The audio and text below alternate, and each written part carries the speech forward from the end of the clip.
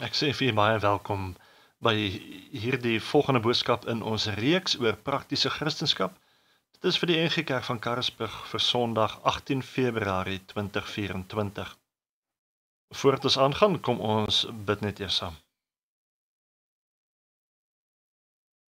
Ons dank U Hemelse Vader vir U genade en U liefde wanneer ons ook, Here, rondom U woord daaruit gevoed kan word, versterk kan word. Maar Here ook vir die oomblik wat ons net op 'n spesiale manier saam met U kan spandeer. Daarom vra ons U seën op dit wat ons doen en op dit wat ons nou gaan ontvang. Dit bid ons in Jesus Christus se naam. Amen. Ons het die afgelope tyd gekyk na hierdie reeks van ons oor praktiese Christendom, waarin ons kyk na alledaagse dinge waarmee ons te doen kry, maar ook spesifiek dan wat die Bybel daaroor te sê het. Want dan weet ons hoe ons veronderstel is om op te tree teenoor hierdie dinge en hoe om ook temptasies rondom hierdie goed te hanteer en te weerstaan. En dis regtig alledaagse dinge wat as ons eerlik moet wees nadat ons die Bybel bietjie dieper bestudeer het, dat ons partykeer dink ons het dit reg hanteer, maar eintlik dan besef ons het dalk glad nie reg hanteer nie. In die eerste boodskap het ons gekyk na drank, in die tweede het ons gekyk na misdaad, toe het ons gekyk na sosiale media en verlede week tydens nagmaal het ons gekyk na droogte. Vandag se tema is dan Hollywood. Kom ons lees ons teksvers wat ons dan ook het vir vandag. 1 Korintiërs 2 vers 6 tot 16. Vir diegene wat volwasse is in geloof, is wat ons sê wel wysheid. Nie die wysheid van hierdie wêreld of van hierdie wêreld se heersers nie. Hulle gaan in elk geval tot niet. Ons praat egter van God se wysheid wat in 'n misterie gehul was, maar wat hy voor alle tye vir ons heerlikheid bestem het, en wat nie een van die heersers van hierdie wêreld geken het nie, want as hulle het, sou hulle nie die Here van heerlikheid gekruisig het nie. Maar soos daar geskryf staan, wat die oog nie gesien het, die oor nie gehoor het, en in die hart van 'n mens nie opgekom het nie, dit het God voorberei vir diegene wat hom liefhet. Maar in ons het God dit deur die Gees geopenbaar, want die Gees ondersoek alles, ook die dieptes van God. Want watter mens ken die dieptes van 'n mens, behalwe sy eie gees in hom? Net so ken niemand die dieptes van God nie, behalwe die Gees van God. Ons het tog nie die gees van die wêreld ontvang nie, maar die Gees wat van God kom, sodat ons kan weet wat God genadiglik aan ons geskenk het. Ons praat ook oor hierdie dinge, nie met woorde wat menslike wysheid ons leer nie, maar met woorde wat die Gees ons leer, terwyl ons geestelike dinge met geestelike dinge beoordeel. Maar 'n nie-geestelike mens aanvaar nie wat van die Gees van God kom nie. Vir hom is dit immers dwaasheid, en hy kan dit nie begryp nie, omdat dit slegs geestelik beoordeel kan word. Die geestelike mens beoordeel egter alle dinge, hoewel hy self deur niemand beoordeel kan word nie. Want wie het die gedagte van die Here geken, om vir hom te kan voorskryf? Wat ons betref, ons het die denkwyse van Christus. En ons lees tot sover. Nou die kerk en Hollywood is seker nou al vir baie lank twee van die grootste kulturele invloede in ons lewens, ten minste in die westerse wêreld in elk geval. Maar daar was nog altyd hierdie spanning tussen die twee gewees. As ware 'n stille oorlog, wat veral in die afgelope dekade of twee al hoe sterker begin word het. En as ek praat van Hollywood, dan bedoel ek nie net Hollywood per se nie, maar ek verwys dan die film- en TV-bedryf, en veral dan uit Amerika uit. En daarom dat ek dit Hollywood noem. Ek hoor baie keer preke of lees nuusberigte van een of ander film, wat weer uitkom wat die hele wêreld gaan verslaaf in die sonde, of wat die kerk tot sy knieë gaan bring. Of iemand preek en verwys na 'n spesifieke film, hoe dit van die bose is, of erger nog, sy hele preek gaan eintlik oor die boosheid van daai film, en hoe alle kopieë daarvan verbrand moet word. En dat Hollywood daarop uit is om ons Christelike siele te verdoem. Nou hierdie oorlog tussen die kerk en Hollywood gaan al vir baie jare aan, en het ek byvoorbeeld daarvan bewus geword soos wat ek groot geword het. As 'n mens regtig dieper gaan kyk na die twee, dan kom 'n mens gou agter dat daar miskonsepsies is oor mekaar. 'n Mens sien dit veral in die manier waarop Hollywood gewoonlik die kerk en Christendom uitbeeld en die manier hoe party Christene weer van Hollywood praat.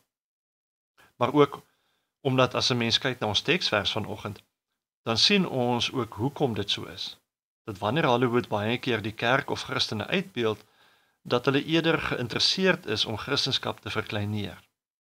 Maar onthou dat die ongelowige wêreld sal altyd 'n graad van vyandigheid hê teenoor die kerk en God. En dit sluit almal in, nie net Hollywood nie. 1 Korintiërs 2 herinner ons dat as Christene het ons 'n geestelike uitkyk op die lewe, danksy die Heilige Gees wat ons daarin lei, teenoor die wêreld weer wat dit nooit sal verstaan nie. En dit is ook duidelik so wanneer 'n mens na Hollywood kyk. Hulle verstaan dit glad nie. Met die gevolg dat Christendom altyd verkeerd uitgebeeld en verkleineer word. Dit is so voorspelbaar dat ons die 5 Christene wat jy in die flieks ontmoet, eintlik as ware soos volg kan uitspel. Die eerste een is die skynheilige. Hierdie klassieke tipe het oral al verskyn, van prestige dramas tot komedies. Die skynheilige word gewoonlik as 'n diep toegewyde karakter bekendgestel. Trouwens, hoe meer toegewyde karakter voorkom, hoe meer gereeld die skrifaanhalings is en hoe ernstig die gebede is, hoe meer skynheilig blyk hierdie skurk gewoonlik te wees. Rolprente wat godsdienstige skynheiliges vertoon, maar gewoonlik ongodsdienstige of godsdienstige onverskillige karakters, dan ook juist die oorsaak van hulle ondergang. Die heiligelaar se geloof is dikwels nou gekoppel aan hulle oneerlike karakter, sodat om die een te ontbloot is basies om die laasgenoemde ook te ontbloot. Nou die tweede ene wat gewoonlik deur Hollywood uitgebeeld word, is die bully. Die ma in Carrie, die tronkbewaarder in The Shawshank Redemption. Hierdie en ander Bybelse bullies het een van die doeltreffende trope in film geword. Hulle gewelddadige, beheersende, soms selfs psigotiese geaardheid kom geklee in 'n vroomheid. Nou natuurlik bestaan sulke beledigende mense in die werklike lewe, maar tog is hulle oorverteenwoordig in Hollywood verhale. Samuel L. Jackson se beroemde moordaanhalings van Esegiel in Pulp Fiction byvoorbeeld is 'n baie goeie voorbeeld van hoe eksplisiet godsdienstdialoog geneig is om aan een of ander morele gebrek in 'n karakter gebind te wees. Die derde Christen wat uitgebeeld word is die van die wyse ketter. Dikwels een van die mees simpatieke uitgebeelde godsdienstige karakters, ontwikkel die wyse ketter en kom uiteindelik tot die verstaan dat die sleuteldinge wat hy eens geglo het, altyd verkeerd was. Jy weet, dit beteken nie noodwendig dat die karakter godsdienst verwerp nie, net dat die weergawe van godsdienst wat hy ontdek het as goed en regs, eintlik 'n hoogs eie soortige een is. En dan die vierde Christen wat 'n mens baie keer in Hollywood kry, is die van 'n gevoellose ouderling. Hierdie een dek nogal die spektrum, van die pastoor in Footloose tot by die pa in Boy Erased. Jy weet, ongevoelige ouderlinge is nie heiligelaars of openlike bullies nie, hulle glo opreg, maar hulle dogmatiese standpunte maak dat hulle nie in staat is om te kan simpatiseer of selfs na 'n opponerende standpunt te kan luister nie. En wat wel opvallend is van hierdie kategorie is dat, hoewel mense van alle ideologieë so rigied in die werklike lewe kan wees, dat hierdie tipe filmkarakter byna altyd Christelik is. Die arrogante ateïs, die onliberale sekularis. Dit is baie regte mense, maar baie skaars filmkarakters. Terwyl as dit by die Christendom kom, bevind jy hulle baie. En die vyfde ene karakter wat baie keer deur Hollywood gebruik word, is die welbedoelende idioot. Godsdienstige mense is 'n gereelde bron van komiese verligting. Rolprente soos Sister Act byvoorbeeld poog almal om oor spiritualiteit te lag met verskeie vlakke van sukses. Dit is in werklikheid sommige van die algemene uitbeeldings van die vromes, die simpatieke, welmenende mense wat nietemin nie baie helder is hierbo in die kop nie. Dis daai tipiese smilende maar tog dom Christen. Hulle benodig dikwels hulp van al meer stedelike, minder hemelse gesinde vriende om probleme op te los en die dag te red. En in hierdie verhale word godsdienst dikwels geïmpliseer as 'n pakket ooreenkoms met intellektuele beperkings. En dit skep dan altyd hierdie vraag: as hulle slimmer was, sou hulle nog steeds godsdienstig wees? So asof jy nie slim kan wees en 'n Christen gelyktydig nie. Nou ten spyte van die feit dat die oorgrootste meerderheid van die wêreld godsdienstig is en 'n groot aantal Christene is, laat Hollywood se verbeeldingryke energie dikwels godsdienst heeltemal uit die prentjie en bring dit meestal eintlik die Christen in die verhaal eintlik net saam om vir hom te lag of om hom te kan veroordeel. En omdat Hollywood nie die geestelike insien soos ons as Christene nie, word die Christendom dus baie keer eerder uitgebeeld as die skurk of blind of dom. Wat ook nie help nie, is dat die meeste Christene wat wel op televisie byvoorbeeld verskyn, veral in Amerika, is Christene wat voorstaan aan die voorspoedsteologie. En dit dra net by, tot die totale verkeerde beeld van wat Christenskap eintlik werklik is. En dit skep vir ons as Christene 'n probleem. Want die eerste vraag wat ons onsself moet afvra is, wat is dit van Hollywood wat mense aantrek? Baie van hierdie film- en TV-sterre word vir ander mense voorbeelde van hoe om te leef. Hollywood is besig om idols te skep en hulle op ons af te dwing of ons dit nou wil hê of nie. En God het sterk woorde vir die sonde van hebsug. Hy het dit in sy top 10 lys ingesluit in Eksodus 20 vers 17. Jesus het gesê, pas op ook. Wees op jou hoede vir alle soorte hebsug. Lewe bestaan nie uit 'n oorvloed van besittings nie. Lukas 12 vers 15. Begeerlikheid is 'n dief wat vreugde, vrede en tevredenheid steel. Eienskappe wat God wil hê dat sy kinders in oorvloed moet hê. Gaan lees maar Galasiërs 5 vers 22 en 1 Timoteus 6 vers 6. Daarom vir 'n Christen om verlief te raak op die weelderige lewenstyl van die rykes en die beroemdes, is om God se 10de gebod te verbreek en eintlik die tevredenheid wat hy wil hê ons moet ontwikkel, daardeur te verbeur. Die tweede vraag wat gevra moet word is, wat se invloed het Hollywood op my lewe? Die wêreldse aptyd vir vermaak is Hollywood se lewensbloed. Hollywood kan homself nie onderhou sonder die publiek se honger na meer nie. Soos met enige verslawing, neem die lus na groter opwinding toe. En daarom eis die publiek skouspelle wat groter, harder, meer opwindend, mooier en meer sensueel is. Die lus vir vermaak kan die vreugde van die Here vervang, totdat tyd saam met God gesien word eintlik as 'n onderbreking in hierdie strewe na plesier. En op daardie stadium het vermaak God vervang as ons hoogste genot en het dit 'n afgod geword. Is jou stilte tyd dalk eerder 'n inbraak op jou stories wat jy wil kyk op TV?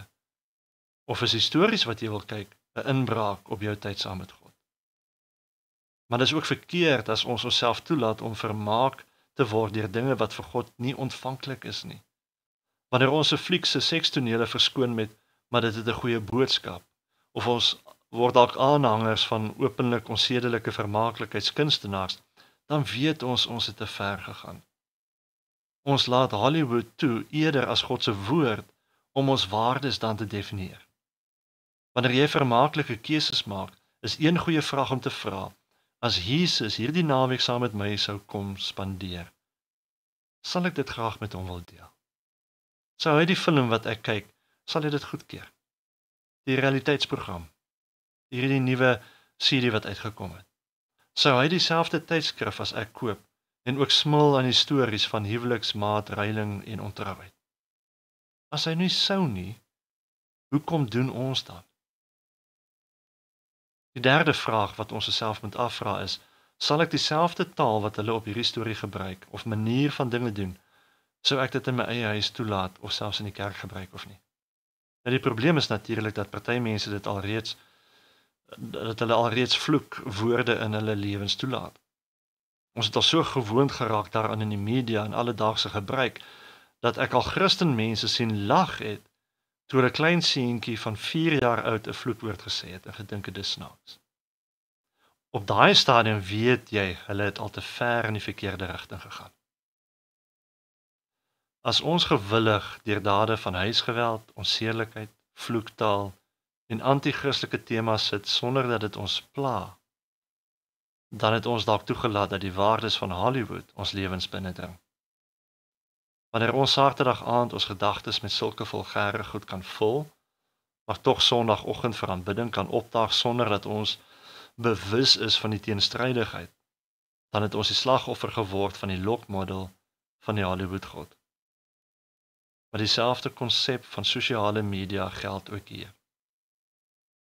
Ons sien nou voordat ons skielik ons gewere gryp en Hollywood begin neerskiet, moet ons verstaan dat die film en die TV-bedryf dieselfde konsep is as sosiale media waarna ons alreeds gekyk het.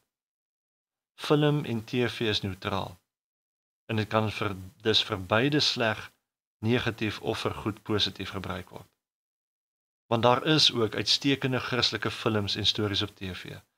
En selfs al is 'n film of storie nie noodwendig Christelik nie, kan dit tog ook 'n skoon en 'n mooi storie wees wat geniet kan word. Want daar is sulkes ook. Fantastiese films en stories wat nie vloekwoorde of naaktheid en seks in het nie, en tog goeie stories oor vertel. So wat nou? Hoe hanteer ek as 'n Christen prakties al die films en die TV-programme ensovoorts? Ek wil begin deur te verwys na ouers met kinders. Dit is ons as ouers se verantwoordelikheid om ons kinders deur die slaggate van Hollywood te begelei. Om seker te maak hulle kyk net dit wat goed en mooi is. Om seker te maak hulle kyk nie dalk na films of stories wat 'n SLVN in het nie. Maar veral ook omdat ons kinders, om hulle te begelei deur dinge soos byvoorbeeld hoe verkeerd die Christendom voorgestel word, meestal. Om hulle help te verstaan dat dit wat ons daar sien of hoor is nie soos dit werklik is of moet wees nie. En dit is ook elke persoon, elke Christen sy eie verantwoordelikheid om seker te maak dat ons gedagtes met mooi en goeie goed vul en nie al sulke slegte verkeerde dinge nie. Onthou ook dat dit is nie ons taak om bekommerd te wees dat die wêreld ons nie gaan aanvaar of regverdig gaan hanteer nie. Maar ons taak is eerder om te fokus om die evangelie in ander te bring. Met ander woorde, dis nie ons taak om al wat leef en beef in Hollywood te veroordeel en te wil kruisig nie. Dit is God se werk. Ons taak is om die evangelie uit te bring, om op sy koninkryk te fokus en daarvoor te leef soos wat Jesus die voorbeeld gestel het.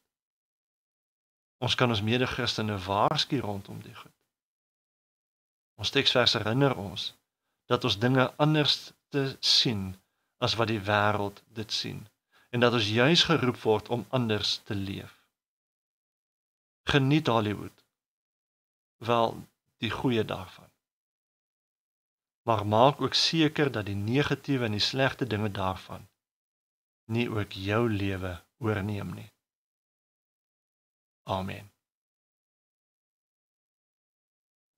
Ons dank die Here dat U vir ons ook die Heilige Gees gee, sodat ons die geheimenisse van U koninkryk kan verstaan.